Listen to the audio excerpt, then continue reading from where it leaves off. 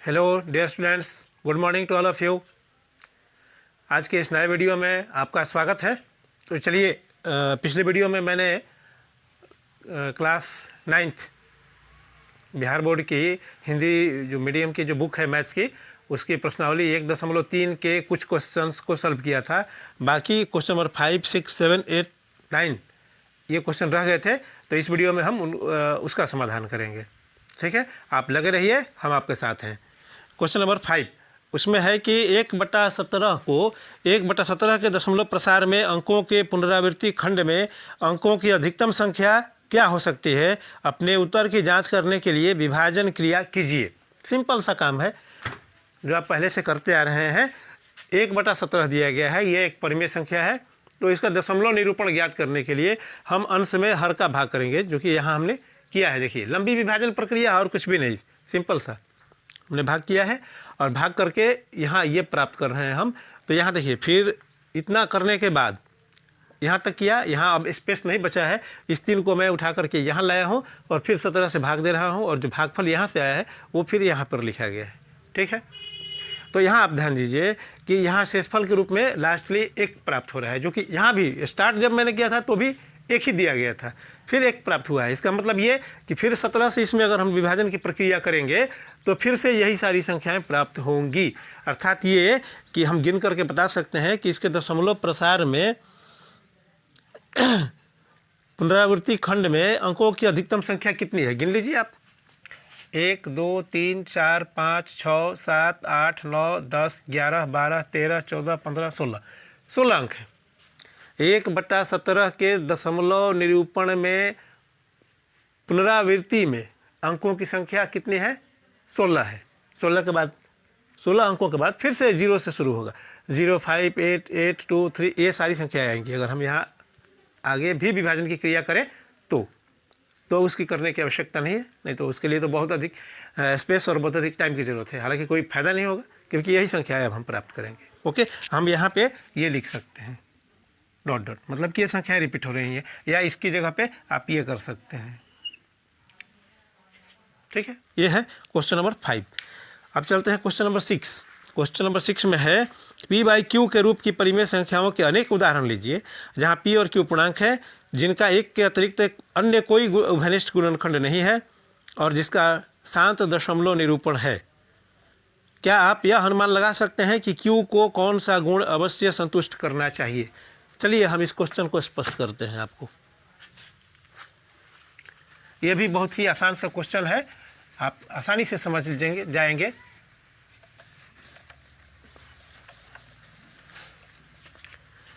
कई बार dear students, question देखने से लगता है कठिन है, लेकिन वास्तव में जब हम उसको हल करते हैं तो पता है कि वो क्वेश्चन बहुत ही इजी है। और कभी कभी बहुत ही आसान या बहुत ही छोटा सा दिखने वाला क्वेश्चन बहुत ही घातक या कठिन हो सकता है समझने के लिए। ठीक है, या क्वेश्चन एक पंक्ति में होता है और उसका समाधान हो सकता है 1 पृष्ठ, 1.5 पृष्ठ या 2 पृष्ठ भी लग जाता है। ठीक है, तो क्वेश्चन बड़ा सा देख के डरने की ज़रूरत नहीं है। क्वेश्चन नंबर 6 पर हम चलते हैं। सवाल में था कि P/Q के रूप में के अनेक परिमेय संख्याओं का उदाहरण लीजिए जिनका जहाँ P और Q पूर्णांक है और जिनमें 1 के अतिरिक्त और कोई भी उभयनिष्ठ गुणनखंड नहीं है। तो इस तरह का हम उदाहरण लेते हैं। ठीक है, जैसे हम ये भी ले सकते हैं 1/2, 3/5, 3/8, 1/10, कुछ भी ले सकते हैं इस तरह से। 4/7, 3 क्या ले सकते हैं 11। ठीक है, और भी बड़ी बड़ी संख्या ले सकते हैं, जैसे 2/24 हम ले लिए, उभयनिष्ठ गुणनखंड हो गया इसमें। तो हम यहाँ 5/24 ले सकते हैं, हम यहाँ 7/30 ले सकते हैं। इस तरह की संख्याएं हम बहुत सारी ले सकते हैं। इसमें ध्यान देना है कि कोई भी उभयनिष्ठ गुणनखंड नहीं होना चाहिए, मतलब कि अंश और हर में कोई उभयनिष्ठ गुणनखंड नहीं होना चाहिए जिसको कि कटाया जा सके। इसमें आप ध्यान दीजिए, मुझे लगता है कहीं भी कोई कटने वाली संख्या नहीं है।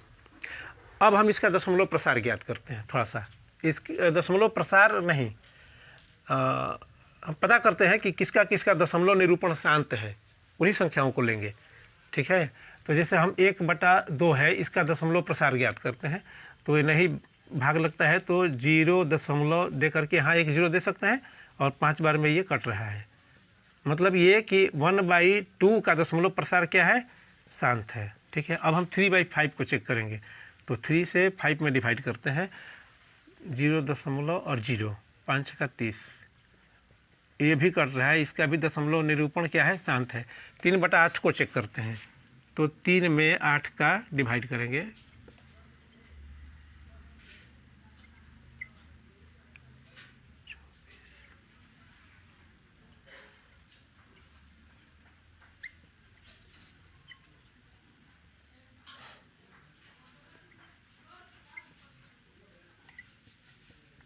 इसका भी दशमलव प्रसार कैसा है, शांत है। चलिए अब है 1/10, हम 1 में 10 का डिवाइड करते हैं, एक बार में ये भी कट गया, इसका भी दशमलव प्रसार क्या है, शांत है। मतलब ये और ये भी हम ले सकते हैं। 4/7 को चलते हैं, 4/7, तो इसको 4 में 7 का भाग करेंगे,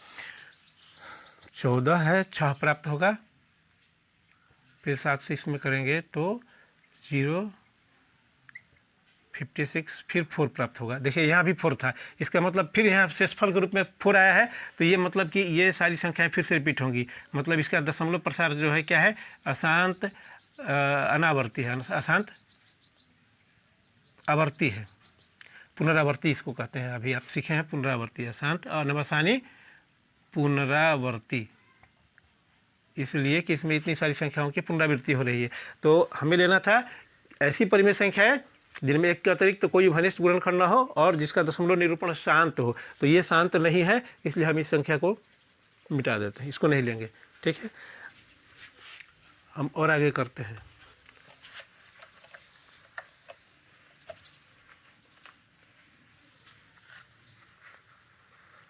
अब है 3/11, 3 में 11 का भाग करते हैं,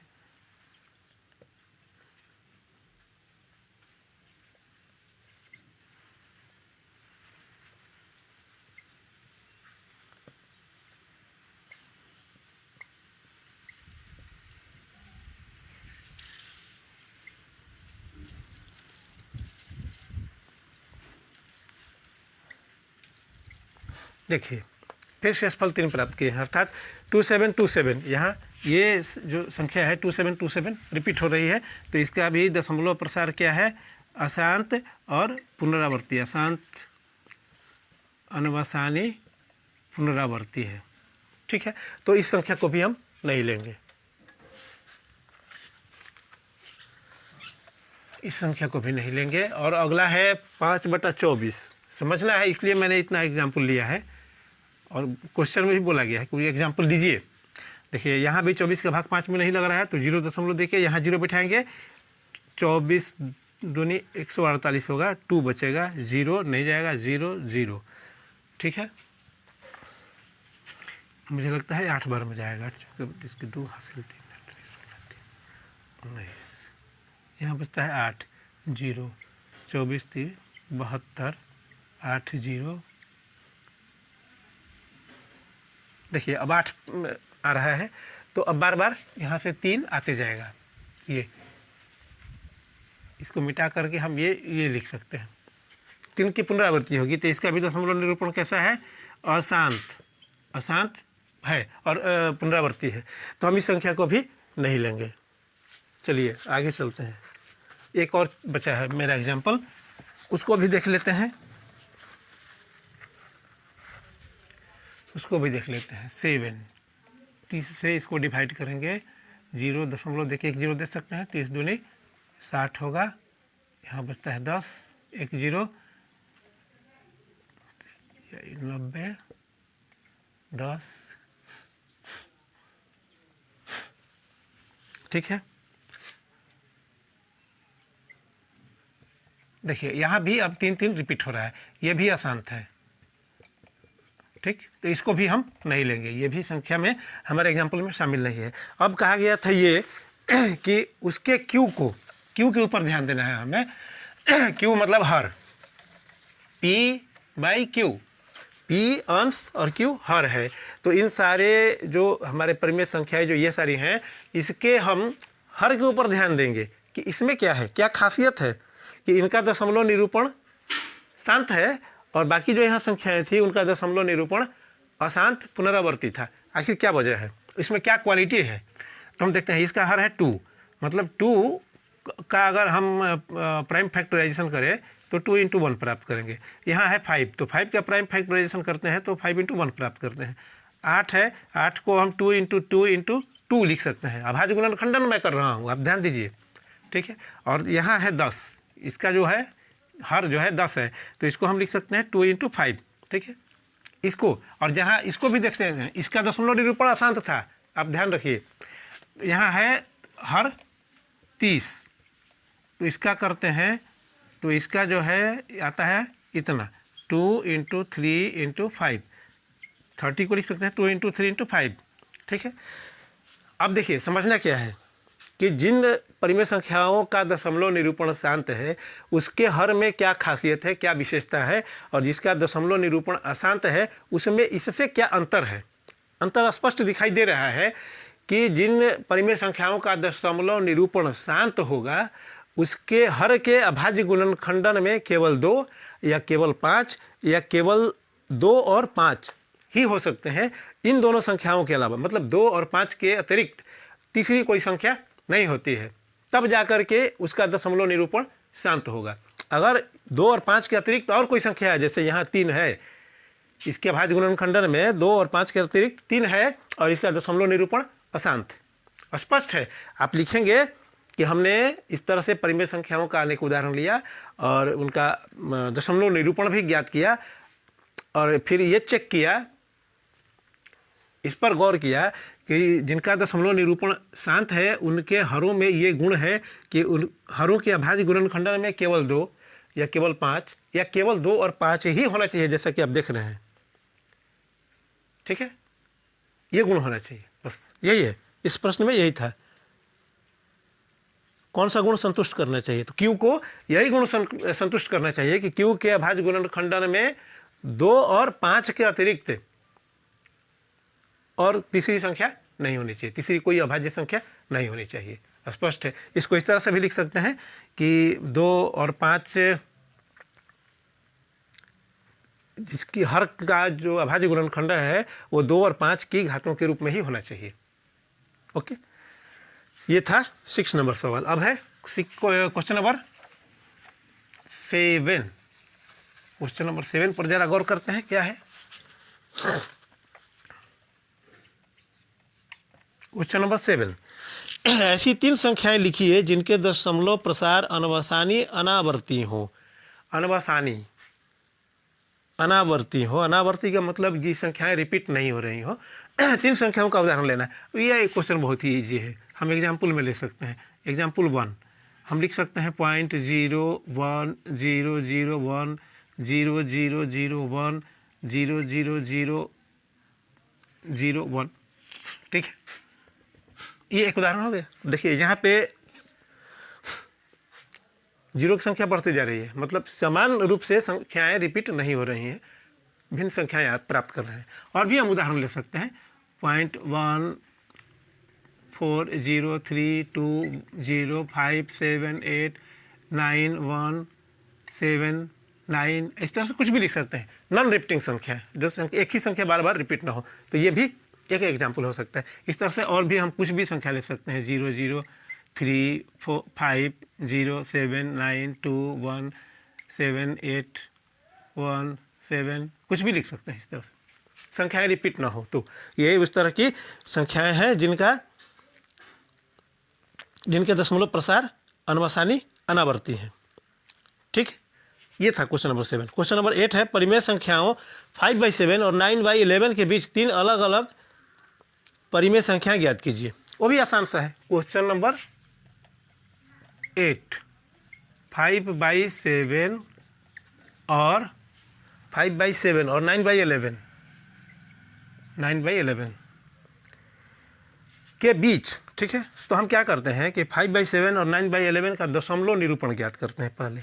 ये तो पता चल गया, यहाँ देखिए 7 है और ये 11 है, 7 और 11 ये दोनों अभाज्य संख्याएं हैं। अभी हम क्वेश्चन नंबर 5 में देखे हैं, 6 में देखे हैं कि अगर दशमलव निरूपण शांत होगा तो इसके अभाज्य गुणनखंडन में, हर के अभाज्य गुणनखंडन में केवल 2, 5 या केवल 2 और 5 होने चाहिए। लेकिन यहाँ 2 और 5 नहीं है, उसकी जगह पे 7 और 11 है। इसका मतलब ये है कि इन दोनों संख्याओं का जो दशमलव निरूपण होगा वो अशांत या अनवसानी अनावर्ती होगा, पुनरावर्ती होगा, ठीक है। तो हम पहले इसका दशमलव निरूपण ज्ञात करते हैं। देखिए अब ये है 5/7, भाग नहीं लग रहा है तो 0 दशमलव दे करके एक 0 यहाँ लिख सकते हैं। और हम यहाँ 7 बार में भाग लगेगा, एक बार में 7 3 0।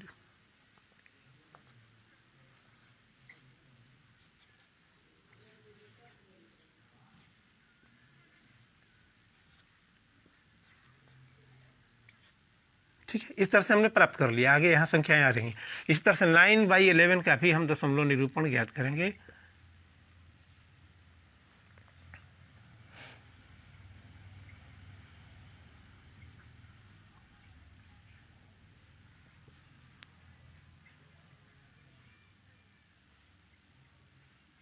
देखिए यहाँ तो ये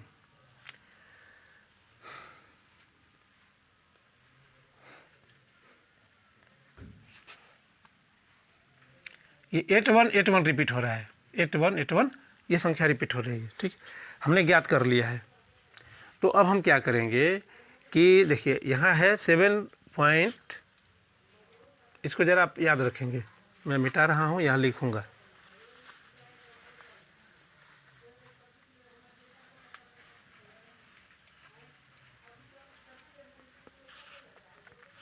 हमने यहाँ पाया कि 5/7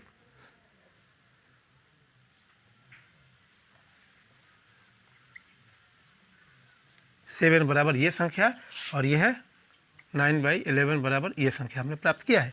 तो हम यहाँ देख रहे हैं कि यहाँ है 0.7, यहाँ है 0.8, इनके बीच में हमको संख्याएं लिखनी है। तो हम इस तरह से, जैसे यहाँ लिखे हैं इस तरह से यहाँ भी लिख सकते हैं। इसलिए आंसर सीधे लिखेंगे, क्योंकि हमको पता है कि कैसी संख्या लिखनी है, अपरिमेय संख्या लिखनी है। 3 अलग अलग अपरिमेय संख्या लिखनी है। तो अपरिमेय संख्या लिखने के लिए हमें नॉन रिपीटिंग अनावर्ती संख्या लिखना होगा, जिसमें अंकों की पुनरावृत्ति नहीं होती है। तो यहाँ हम 0.7 से बड़ी और 0.8 से छोटी बहुत सारी संख्या लिख सकते हैं। यहाँ 0.7 है, तो हम इस तरह से लिख सकते हैं 0.7, 1 की जगह 2 कर देते हैं, 2 3 0 5 1 7 8 1 0 2 7 3, इस तरह से कुछ भी लिख सकते हैं, ठीक है। और भी संख्या लिख सकते हैं 0.73 1 0 2 0 0 2 7 5 1 9 7, कुछ भी नॉन रिपीटिंग संख्या है। और भी संख्या लिख सकते हैं 0.74 3 5 2 1 0 9 7 3 2 4 0 7 5, इस तरह से लिख सकते हैं कुछ भी। अभी और भी बहुत सारी लिख सकते हैं, इसकी गिनती नहीं है, अनंत संख्याएं हैं, लिख सकते हैं। हमें 3 ही लिखना था तो हम 3 लिख दिए। यहाँ एक चीज़ याद रखना है कि बुक में जो आंसर दिया है उससे इसका मैच होना जरूरी नहीं है। संख्याएं बहुत सी हो सकती हैं, आप पहले भी पढ़ चुके हैं कि 2 संख्याओं के बीच में अनंत संख्याएं होती हैं। तो हमें 3 संख्या लिखना था, 3 अपरिमेय संख्या लिखना था, हमने लिख दिया, हो गया। चलिए अब question number 9, question number 9। Question number 9 है, बताइए कि निम्नलिखित संख्याओं में कौन कौन संख्याएं परिमेय और कौन कौन संख्याएं अपरिमेय हैं। निम्नलिखित में कौन कौन संख्याएं परिमेय और कौन कौन संख्याएं अपरिमेय हैं। पहली जो संख्या है √23, √23, ये एक अपरिमेय संख्या है, अपरिमेय संख्या है। दूसरा है रूट 225, तो इसको ज़रा ध्यान दीजिए। रूट 225 को हम इस तरह से लिख सकते हैं, और इसके बदले में 15 एक बाहर निकल जाएगा, ठीक है। तो ये तो परिमेय संख्या हो गया, क्योंकि 15 को हम P बटा Q के रूप में लिख सकते हैं, 15 बटा 1 लिख सकते हैं, तो ये हो गया परिमेय संख्या। तीसरा है, तीसरी जो संख्या है वो है 0.3796, 0.3796, 0.3796, ठीक है। ये देखिए, इसका दशमलव निरूपण शांत है, तो ये भी एक परिमेय संख्या है, क्योंकि हम इसे P बटा Q के रूप में लिख सकते हैं इजीली। आप जानते होंगे, अगर नहीं जानते हैं तो यहाँ देख लीजिए। एक छोटा सा नियम है, थोड़ा ट्रेडिशनल है, कि दशमलव हटा करके जो अंक होते हैं उसको हम लिख लेते हैं। पहले 3796 लिख लेंगे, बटा लिखेंगे, दशमलव के बदले में नीचे 1 लिखेंगे, और इसके बाद जितनी संख्याएं होती हैं, जितने अंक होते हैं, 1 2 3 4, उतने जीरो यहाँ बिठा सकते हैं। 3 4 तो 4 जीरो देना है हमको, ठीक है। तो अब ध्यान दीजिए, ये है P और ये Q, तो P बटा Q मतलब ये परिमेय संख्या, ठीक है। 4 नंबर में है 7.478, 7.478, ये 7.478, तो देखिए यहाँ पे रिपीटिंग, ये 478 आवर्ती संख्या है, पुनरावर्ती। तो पुनरावर्ती संख्या है, तो इसको भी हम P बटा Q के रूप में लिख सकते हैं, इसलिए ये भी एक परिमेय संख्या ही है। ध्यान दीजिए, ये भी एक परिमेय संख्या भी ही है। हमने बुक में देखा है, टेक्स्ट बुक में हमने देखा है कि शायद इसको अपरिमेय कहा गया है, लेकिन ये अपरिमेय नहीं है, क्योंकि आप जानते होंगे इसके पहले हम लोगों ने देखा था कि किस तरह से जो रिपीटिंग संख्याएं हैं इसी एक्सरसाइज में थी ना। जैसे क्वेश्चन नंबर 3 में 0.6 के ऊपर बार था, उसको किस तरह से हमने लिख के दिखाया कि P बाई Q में हम Q के रूप में लिख सकते हैं। तो इसको भी हम लोग उस तरह से P बाई Q के रूप में लिख सकते हैं। तो ये एक परिमेय संख्या है। किताब का जो आंसर है वो गलत है, मेरे नज़र से गलत है।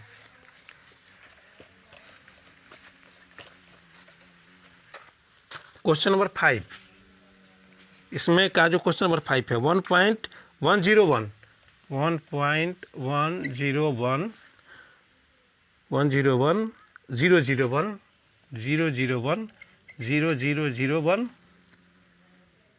0001, इस तरह से है। तो ये निश्चित ही अपरिमेय संख्या है, अपरिमेय संख्या है, क्योंकि यहाँ जो संख्याएं हैं वो रिपीट नहीं हो रही हैं, एक ही संख्या बार बार नहीं आ रही है, शून्य की संख्या हर बार बढ़ते जा रही है। तो ये नॉन रिपीटिंग संख्याएं हैं, इसलिए ये क्या है, अपरिमेय संख्या है, ठीक है। उम्मीद है आप समझ गए होंगे। तो आज की क्लास में इतना ही डियर स्टूडेंट्स, लेकिन मैं आपसे रिक्वेस्ट करूँगा बार बार वीडियो को देखें, समझें, पढ़ें, जीवन में आगे बढ़ें, और समझ में आता है तो ज़रूर सब्सक्राइब करें, और अपने सर्किल में और भी दूसरे बच्चों को आप बताइए कि एक छोटे से गांव में रहने वाले टीचर हैं जो मैथ्स पढ़ाते हैं, सिखाते हैं।